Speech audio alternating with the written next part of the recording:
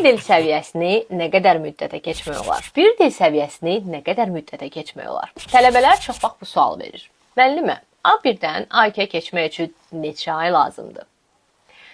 Əslində, bu sualın dəqiq bir cavabı yoxdur. Çünki nəticə əldə etmək üçün 3 şeyə fikir verməliyik. 1. Biz həftədə neçə dəfə dərsə qoşuluruq? 2. Dərsdən kənar məşğul oluruqmu? Və 3.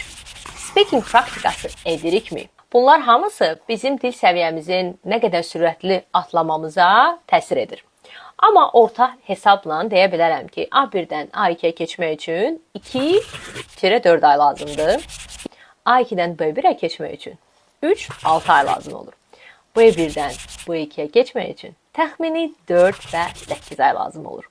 Amma bir şey də unutma, əsas sürət deyil, mütləq şəkildə davamlılıqdır. Davamlı olmaq üçün isə elə indicə bizə yaza bilərsən, test dərsimizə qoşula bilərsən və dil səviyyəni artırmağa elə indi başlaya bilərsən.